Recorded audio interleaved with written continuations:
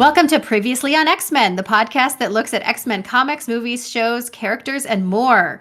Today we have a Halloween episode, and of course for that we have to have with us the queen of Halloween, Sally Jacoby Murphy. Hi, Sally.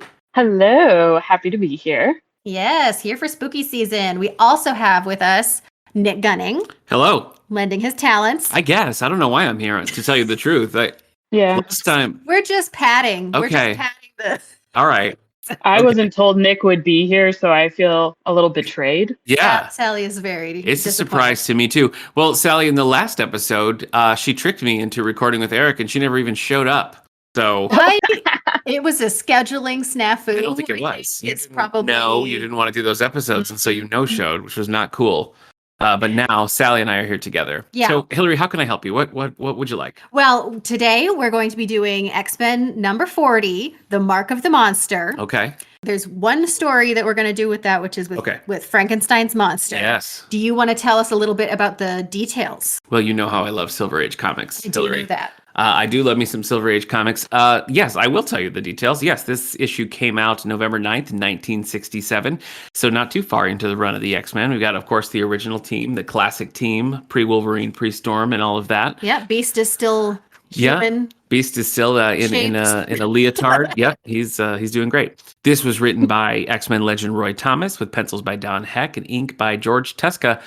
I really liked the look of this episode. I don't know that I've read the really early X-Men stuff and I've read the later stuff, but this I hadn't really seen. So Angel's outfit was different than I expected. Oh, yeah. Beast was a little different. I don't know. What did you think of that? I was hoping you'd ask. I mean, I really loved it. I think the color palette is beautiful. They have those sort of classic superhero stark colors, but they're just off. It's not quite the cyan blue that I remember in things, and I really like that. It lends itself to its age, I feel like. But also, just as a general note, and I feel like this pertains to all Marvel comics, not just this particular one, but I continue to be floored by how they fit text box and graphics in the same panel. It's so cool. Especially in the wordier ones like this one. Right, yeah. And even the up at the top, the sort of narrator voice, the way that they have to abbreviate words and things so that it balances out the panel. That's so cool. It takes a special kind of artist to figure that stuff out. That is very cool. Yeah. I didn't even think about those things, Sally. You bring such value. Yeah. A je ne sais quoi, if you will. Thank you. One thing that I really like, because this Silver Age comics like this were the ones that I would be diving through quarter bins for. They're the ones that I have boxes full of. And one of the things that's always sort of delightful about those is the color run, with the ink kind of smudging and everything. They always have sort of almost like a color is sort of printed slightly off of the lines. Yeah. I like when that happens. I like it too. But what I mean here is looking at an original issue of this versus reading it on the Marvel app, which is what I did, to see how vibrant and bright the colors are, as they were meant to be versus, kind of on that newspapery kind of paper that they used to be on. It's interesting. And this really went for it with all the vibrant colors and everything. Yeah. So a lot of fun. That kind of works with the pulpiness of the plot too. For sure. Particularly. For sure. Yeah. This one, as I mentioned, did I mention? It's about Frankenstein's monster, sort of. Ish. And Sally, I believe last time I asked you, we did one that had Dracula in it. I asked you if you had read Dracula, and you hadn't, and it was very embarrassing for you. So I'm going to ask you now, have you read Mary Shelley's Frankenstein? Yes, I have. Yes! I read it for Victorian Lit. Hey, that's cool. Did you like it? I actually quite liked it. It's a great novel. I mean, it's got all the language of sort of I guess it's not quite Victorian, it's pre-Victorian, but that era of language, but it feels very modern in its telling. Yeah. Which I have actually read Dracula now. Haha. I shamed you into it. Yeah. It just takes a good dollop of shame. But I did not like the writing as much in Dracula. So, yeah. Interesting. Yeah. Frankenstein, I feel like, is maybe of the classics, sort of classics in horror. I feel like Frankenstein is maybe the most head scratching one if you're only familiar with like the movies and later interpretations, because it's just not like that at all. Have you also read Frankenstein? I have read Am I Frankenstein. the only one who hasn't read Frankenstein? Hilary, this is your podcast, and you're falling behind. I am so sorry. Yes. I'll go Shame. back. We'll start recording again. Shame on you. But it is. No, I join in Sally's shame. But yes, the book is so contemplative, and Frankenstein's sort of like, what is it all about? What am I here? You know, and that's just not what. And then you see the movies, and it's just him bursting. Yeah, it's just him being like. Argh. Okay, well, as two people who have read the book, can you confirm? Because in this comic, Xavier says that most people don't know, but at the end of the novel, they go to like the Arctic, and like Frankenstein dies, and the monster just like is that true? Wow, spoiler alert for Frankenstein, but yeah, it was in the comic. Yeah, that is pretty much true. Yeah. Okay, because that all sounded kind of insane to me. Yeah. Yeah. Why was there so much travel? Well, they go there specifically to sort of get rid of the monster. That's the intent. Okay, because I guess in my mind, when I think about Frankenstein, it's mainly just, you know, the lightning wakes him up or whatever, and then there's pitchforks, and then that's it. That's like all I know. So I first read, there's a staged version of this, and I first read the stage play of it, and I was like, what the heck is this? Because it was all Frankenstein, you know, just like pontificating on the meaning of life. And I was like, this is not what I was thinking it was going to be. And so then when I read the novel, I was like, well, that stage play makes a whole lot more sense now, because that's just the way it is. I saw a meme that posited that Mary Shelley is like the first sci-fi author or something. Yeah, I think that's true. Because of this. And that feels, I mean, like just having that kind of philosophical element to it is such a hallmark of especially older sci-fi. Yeah. So there's a lot of like Paradise Lost reflections in Frankenstein, which I also quite enjoyed because I'm a Paradise Lost fan. Oh, yeah? But Frankenstein says, and I'm going to butcher this, but it's something along the lines of, I was meant to be created as Adam, but instead you have created a fallen angel. Ooh, that's a good line. Yeah, and it's so beautiful. And then the movie, like Nick says, is just a lot of grunting, which like the movie is fantastic too, but it's like a very different understanding of like Frankenstein's monster. Wow. Sure. Also, no electricity. That is what? not Really? Yeah. That's not In the book, Frankenstein is created sort of like they've discovered like a new element of life, and it's kind of vague. And he also doesn't dig up dead bodies, but rather like Frankenstein is sort of carved and created by like using cadavers, but they're like not even necessarily human cadavers. These are the only things I know about Frankenstein's monster. Yeah. I mean, it's all from the like early, like I think it was the 30s when the movie was made, but that's all from the movie, which is a great movie. But yeah, when did electricity become like a mainstream thing? I'm going to sound stupid, but when is that? Oh, because like would that have been sort of like the corollary for them of like this mysterious force? That's a good question, because I mean, early 20th century that would have been mainstream, right? Yeah, but the concept of, I mean, you know, like Ben Franklin and the kite and the key and everything. I mean, that's, of course, way back beyond there. So it's not that the concept of like power from lightning would have been foreign to them, but probably harnessing it. Yeah, maybe not so much that would just be a common thing to think of. But whatever. All of my ideas have just been destroyed. So thank you guys. Thank you for that. You're welcome. You're welcome. Rocking Hilary's world, Sally. While we're doing that, so we have the novel, which is apparently completely different than I ever thought it was. The movies sound like quite different as well. How does this comic stack up as far as Frankenstein lore for you, Sally?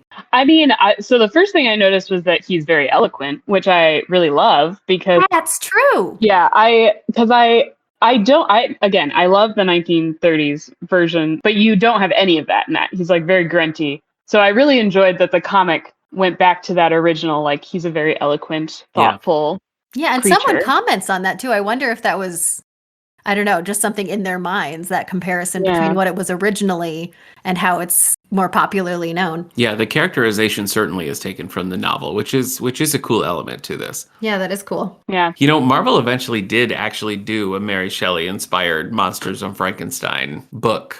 So I don't really know Yeah. like how this. Like later? Yeah, in the 70s there was like a Monsters of Frankenstein, and it really was that version. So, which just only further adds, I think, the confusion of what's going on here. But Weird. yeah, Interesting. Okay, well, let's get into the plot of this baby. So it starts out with the X-Men. They've just finished some big thing with nuclear disaster. I'm not sure exactly what that is, but now they are blowing off steam by practicing in the danger room. And Beast is swinging from the rafters and all this stuff. And Iceman decides that he's going to ice up one of the poles that Beast is on, and then he falls, and then they're going to fight, and it's a whole thing. because Beast is like showing off. Yeah, And Beast is showing up. X-Man is like, I'll teach him. And Cyclops is standing there being like, this is for training, not for fun. Cyclops is your favorite. Am I right, Nick? I do like Cyclops quite a bit. The nerdy leader. Yeah, Yes. I get it, Hilary. I get it. Sally, last year when you guys were talking about Frankenstein, that was like kind of the new wave of X-Men. So the characters in this, have you interacted with them at all? Not really. Angel and Iceman and everything? It's actually helpful for me when you did that intro at the beginning as to where this fell, because I had no idea. Oh yeah. Yeah, I've seen some of these characters just in like pop culture, but yeah, I'm really not as familiar with them at all. Yeah, these are some of the more popular ones nowadays, but they weren't. Yeah, it just kind of seemed like they're coming back around, doesn't it? Yeah, a bunch of them weren't there in the. Yeah, well, with all new X-Men, which you and Eric covered early on, that sort of reset the tone where it was like Cyclops was the only holdover, and you get Wolverine and Storm and Nightcrawler and Rogue and Gambit, and the new wave, which I think grown-ups is what people think of now. But anyway, they're all having a raucous time, and then the professor, as he is known to do, summons them all unceremoniously, and they all drop what they're doing and run. They're on their way. They think that Marvel Girl is with the professor for some reason. Mm-hmm. They make a big stink about that, but I don't know why. But she's not. But then they meet her on the way and they go. So what is happening is that Xavier was doing a mental experiment that involved somehow him getting radio waves from the Arctic? Yeah. Is it the Arctic? Yeah, sure. And someone has discovered in the ice Frankenstein's monster. Right. Mm-hmm. And Professor is explaining to the X-Men that he had long suspected that Mary Shelley's Frankenstein was based on a real thing. Which is a very strange thread that goes through this whole thing where he's just like, I knew it was real, and then it kind of doesn't go anywhere. Yeah. That's true. So I feel like if it were me, I would have just pretended that Mary Shelley had never written Frankenstein's monster or whatever it is. okay.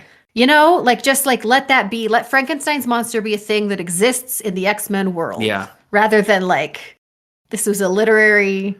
Or have them not understand it. Have them be like, I don't know how this is possible, but they found Frankenstein's monster? What? Yeah, and they keep calling it a myth. Well, Sally, I'm trying to remember. In the original book, it does kind of have the feeling of nonfiction, like the way the story is told. But I don't think, with something like Dracula, I think definitely feels nonfiction-y. I don't know that Frankenstein really has that same kind of vibe. Do you think? No, I wouldn't say. Well, because Dracula is written through a series of letters and documents. Yeah, so that would make sense if we were saying Dracula. Yeah. Oh, I knew it was real, but this doesn't. I don't think that's really there. So. Something like Dracula does seem to sort of stem from mythology and oral tradition and stuff. I don't think that Frankenstein. No, it's a weird. It's that. Definitely a weird pull for them to do. But anyway, he's convinced. Yeah. And he's vindicated. It's finally his suspicions. Mm-hmm. So apparently some professors have found him and he's frozen and they're going to take him back to a museum?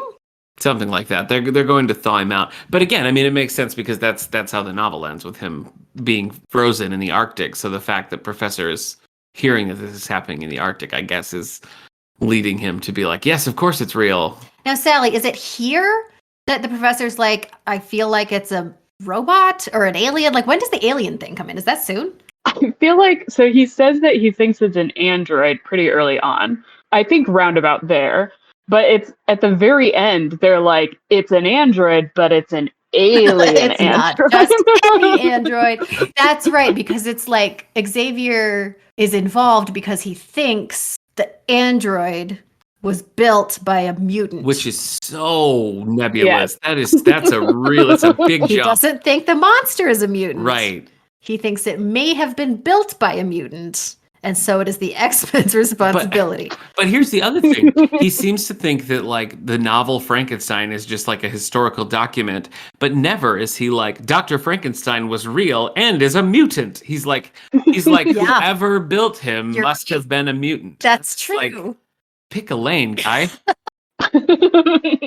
Okay, well, but so they decide that they need to deal with this. And so they're getting all geared up and they're going to go to the museum. Museum? I don't know if it's a museum, but University? a place where he's to be studied. I don't Something. know. Yeah. And as they're trying to get in, because there's a guard who's like, you can't come in, it's closed. And they're trying to get in. But while they're doing that, inside the building, there's a professor who is not going to wait for the government. Are you kidding me? I'm going to study this myself. Yes. He turned into John Mulaney for a minute there. Well, it just feels like that kind of archetype Yeah. mad scientist, sort of, Yeah. you know, because he's just going to do it. Now, here's the thing. I had to read this twice, and I it's just got to be a mistake. But they say in the thing, the professor is like, lower the temperature. I'm pretty sure he says, lower the temperature. And the guy's like, lower? Are you sure? That could be dangerous. And he's like, yes, lower the temperature. But I think they're thawing him. Yeah. I didn't really think about that, but you are correct. And I didn't that think about doesn't that make either. sense. Yeah. I kept trying to figure out is there a way to make that make sense? I feel like they must mean make it warmer. Lower the coldness? No, but I do think that's it, because he's there in a block of ice and he's meant to be kept in a block of ice. But they want to thaw him out. Right. So, but I think they're saying lower the refrigeration. You know what I mean? The Like refrigeration. turn the power slowly off. Okay. I think that's Yeah. what. I'm But just saying it's not what no. he said. The word choice is insane, but I think that's the implication. Okay, it took me a second because then I was sort of like, are they going to do something that'll break the system? I don't know. Yeah. It doesn't matter. It doesn't matter. It got hung up on Happy Halloween. Happy Halloween, everybody. And they thaw out the monster. And then there's like crash bang off screen. We don't see what's happening, but the X-Men outside, who are not in costume and therefore can do nothing, are hearing the noises. And then they're like, we got to get in there. And somebody says we can't get in there, or like we won't get in there in time or something like that. And Cyclops is like, we will if we can change quickly. So they have to change into their costumes, and it's an important step. Right. Because the professor sends them in like normal clothes so they'll be more readily accepted, since they're way up in the Arctic and they're not like in New York or wherever they are and people know who the X-Men are. Arctic, though. They're not. Oh, they're not. They're not not anymore. You're right. You're right. I'm sorry. I'm trying to connect these dots for you, and I don't know, man. Okay. I dig Cyclops' purple suit, though. Yeah, he's pulling it off. Yeah, totally. Anyway, for whatever reason, they have to change. And so they change and they zip on in there. Where do they change? We don't know. We're not sure about that. It happens. We're not sure about that. And so they get in there, and Frankenstein is breaking things, and the professor is all like raggedy. Yeah. I feel like the art is trying to do homages, sort of, to like some imagery happening. Because like with the clothes like hanging off the professor and stuff, it felt, I don't know. Do you know what I mean, Sally? No, I do. Well, and he says, like, he lives, the monster lives, and stuff like that. And I was like, that's definitely a reference to the movie, for sure. It's such a weird dance around situation that's happening. The thing with the costumes, I feel like, is they're trying to make a point of the costumes, because the costumes are a huge part of the main problem here. But getting them out of costume to begin with is an unnecessary step, because it would have worked the same way had they always been in costumes. But they didn't know. Why. They didn't know that they were going to thaw him out right then. So they thought that they could sort of like arrive and just like talk to them and be reasonable. Okay. But it was too late. Yeah. He's alive. He's alive. He's alive. And immediately vindictive. Yeah, he's not happy. Immediately. Yeah, he is. He is. So Frankenstein, eloquent, as we have said. Yeah, he's well-spoken. Is now, when the X-Men come in with their costumes, sees them with their bright colors and is like, no, the costumed ones that I hate are back. And we're like, what the heck? Yeah. But we don't know until later. Not sure. We don't know. And so he's just fighting, and they're fighting, but he's made of some special metal and they can't hurt him. So we start with, who's the first one? Is it Beast first? Oh, I don't remember the order, but they It's get in a Beast rumble tries post haste. to go, for whatever reason, they go one at a time. But Beast tries to go and beat him up, and he can't. And the only reason he survives is that he's so agile, and so he gets out of the way. Yeah. And then Cyclops is like, all right, I'm bringing out the big guns. Yep. And he blasts him with his eye thing. Big beans, yeah. And nothing happens. Wait, is Frankenstein also a Summers brother? Frankenstein is like, yeah, okay, this is more than the other things, but still, It's fine. I'm super Totally strong. And so he goes to bash Cyclops. Jean telekinetics him away. Yeah. And he's like, what the heck? He's floating. Then does he just run away? What happens next? I mean, he basically beats them. They can't beat him, and so he escapes and runs and hides, I guess. He wants to get away from the costume ones. Yeah, he's fleeing from the costumed one. The point there, though, is that they can't beat him. Like in this initial thing, he could not be beaten by the X-Men. Mm-hmm. Okay, so now he's gone. And they have to find him, but Xavier can't use his, it's not Cerebro yet, but he can't. Is it Cerebro? No. He can't use his whatever, the computer, whatever, to find him because he doesn't have a human brain. Mm-hmm. Although he did find him to begin with. He found him to begin with because he heard the radio. He turned his brain into like a Sirius XM. Okay. Satellite radio. But he wasn't sensing. He wasn't monster. sensing the monster. Okay. Which is why he knew or assumed that the monster must be inorganic, right? Oh, Because he wasn't sensing him. I don't think he said that, but that must be why. Yeah, because he knew he was an android right away. So now they have to find him, and they have to do it the old-fashioned way. Mm-hmm. So Angel is flying around, just looking for damage, basically, and he sees like pile-ups on the highway, and he discovers he's heading toward the harbor, and in that way determines that he is going where? On a boat, I guess. He's getting on a sea. I don't know why he's getting on the boat. Yeah, I don't think they tell us. Okay, well, he's on a boat because the X-Men show up, and all of the people on the boat, like what are they? Crew. The crew of the boat are all armed to the nines. Yeah. And they're just all pointing guns at the X-Men. They're like, what are you doing on here? And then they knock them out or whatever. Jean holds up the captain with her power and is like, listen, we're the X-Men. We have to check out your boat. And he's like, permission granted, I guess. And off they go.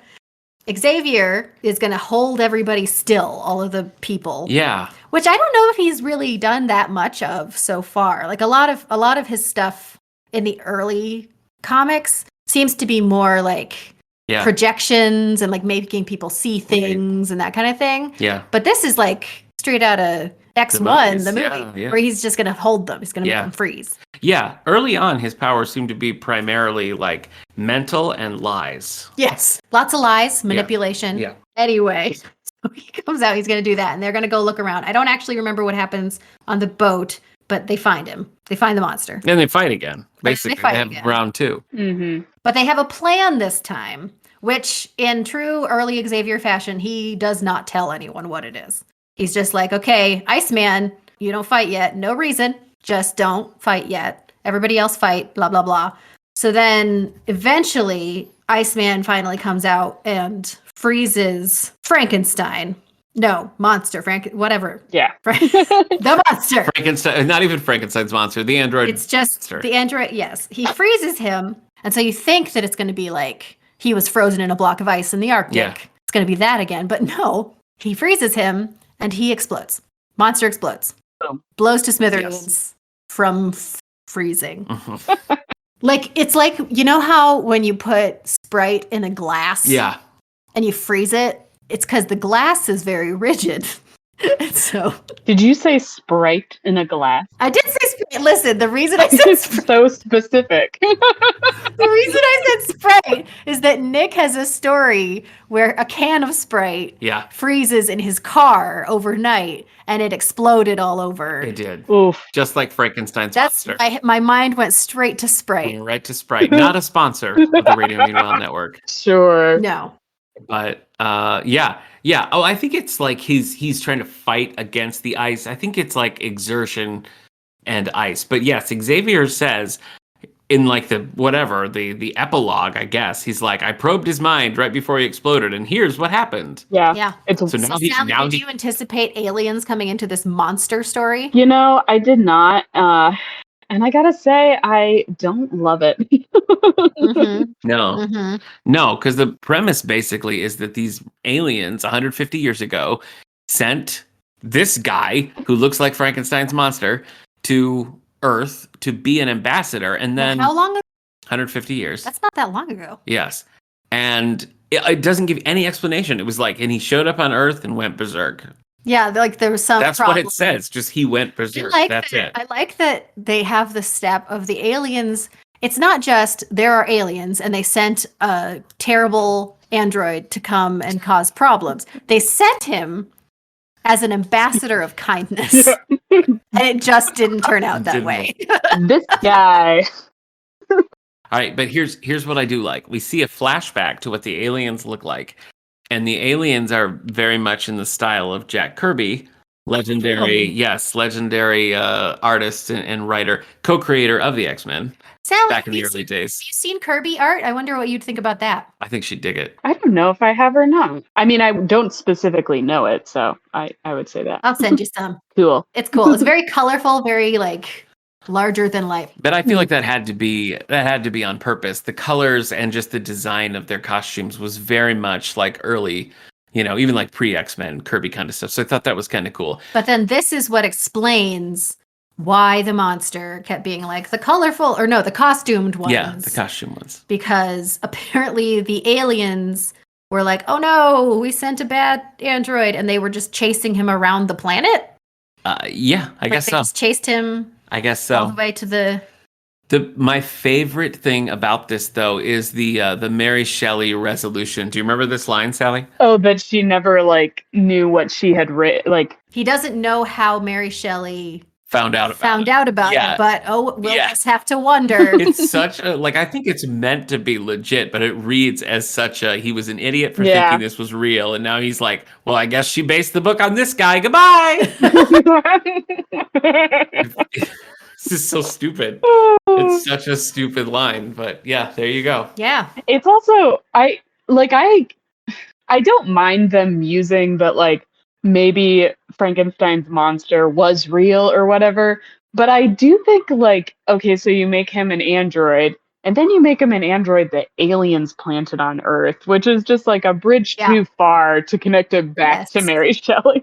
Because why would Mary Shelley have written a book about something that was cobbled together from organic matter to make it a metal dude? We'll never know, Sally. We're just gonna have to wonder. Yeah. I guess she was an alien. I don't know. Maybe Mary Shelley was an alien. She's one of the costume people. Sequel. Yes. I love that you just get that one panel of this alien culture or whatever, but they're put him in a blazer and put him a blazer and sensible loafers and some Dockers and send him to this planet. Yep. Well, they want him to fit in. And they call him an experimental android. Yeah. And I'm like, well, what do you think was going to happen? Yeah. Go with him.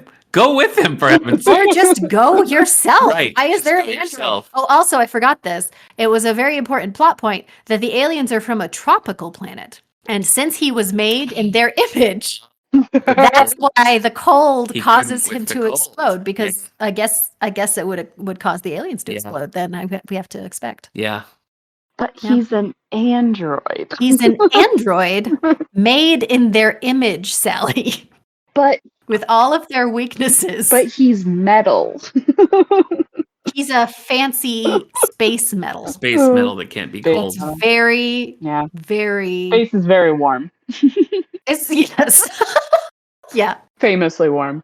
Anyway, so that's the Halloween thing we've picked for this time. I do appreciate, just as a side note, that when he explodes, it's not kaboom, it's raccoon. Oh, yeah.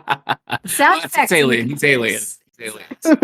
Okay. Well, that's the plot. So, Sally, Queen of Halloween, let's start with you. What'd you think about this? I liked it. Yeah, I mean, I didn't love all of their character choices for Frankenstein's monster, but generally I thought it was fun. And I do like that they connected it to the Arctic thing. I thought that was like a fun tie-in. Yeah. And so overall, I quite enjoyed it. That's good. Probably fans of the novel, don't you think? Yeah, probably. Yeah. Yeah. And aliens Yeah, and aliens, sure. as well. How about you, Nick? Yeah, you know, I always have a certain amount of affection for the Silver Age. So some of the goofiness and the things that didn't quite work are things that I just take me back, you know? So I kind of liked it overall. I have an affection for the original team. So I liked the story that was set in that era. And yeah, overall, I think it was fun. I think there's obviously stupid things about it, you know? Yeah. The professor assuming that the Frankenstein story is real and then being like, well, I guess she just based the novel on him is stupid. And there's a lot of little connections that I think don't quite work. But I think just as a quick 10-minute whatever read, I think it's pretty solid. I liked it. Yeah. You? Yeah, I'm a little more stuck on the dumb stuff, but it's a fun, you know, the art is fun and, you know, it's a quick little Halloween-y. I wonder what motivates them to do kind of like Halloween, because this came out in November. It wasn't even an October thing. Yeah. But every now and then, I guess they just want some monsters. Yeah, just a little spooky. Well, it's funny, you know, as we've interviewed people, Eric and I used to interview regularly on the All the Book Show, different comic book authors and things, and you get a sense of just how quick the turnaround had to be on these things. So sometimes it's just like, how about a Frankenstein story? Okay, you know. So I think it kind of speaks to that too. But yeah, I think it's a good time. Yeah. All right. Well, next year we'll do another crazy Halloween pick. Okay. I cannot wait. You up for it next year? Absolutely. Sally? Always. Sweet. Got So it. okay, now we've done Dracula, we've done Frankenstein's monster. What else is there? What do we have to cover? There's a lot. I mean, you could do Werewolf by Night. I know you guys were really interested in Manimal last time. Oh, I forgot about Manimal. Do you remember Manimal? Manphibian. I would love Manphibian. Sally, you love amphibians. I do. I'd prefer if it was Womanphibian, but I I'll was gonna take say. Manphibian. Woman amphibian. I'm crazy about amphibians and men. That's a gay joke. This is just as Halloween-y as the book Frankenstein. So I guess, Yeah, so You it know. works out. yeah, It works out. okay. Yeah. I mean, I'm all about Manphibian. I mean, we could always do like the classic movie monsters, which not Yeah. all of them have books that correlate. Actually, my favorite part of Frankenstein is Bride of Frankenstein, Ooh. which is not based in any literature at all, but it is a fantastic movie. So check that Sally, out. how much hairspray do you think you would need to get the Bride of Frankenstein look? A lot. I feel like this Queen of Halloween, I've probably said this last time, but I feel like the Queen of Halloween thing is the best thing that ever happened to you. It's, you know, it truly is. You get to do so much Halloween nonsense. Yep. All the time. I wish this was my whole year. Well, thanks for joining us. Thanks for having me. And thank you, Nick. Sure. Okay, well, we'll wrap things up then. Next time, we are going to be doing the animated series, 2-part Savage Lands, Savage Hearts. So probably in the Savage Land, I would imagine. Yes, we'll probably have some of that. Well, okay, so thank you to Prophetic Music for our theme song. Previously on X-Men is brought to you by the Radio Meanwhile Network. Other shows on the network include 90s Music Got Me Like, This Endorian Life, and 9021 Here We Go. Follow us on Facebook or Twitter at Previously on X. Please rate, subscribe, or share this show wherever you get your podcasts, and see you next time.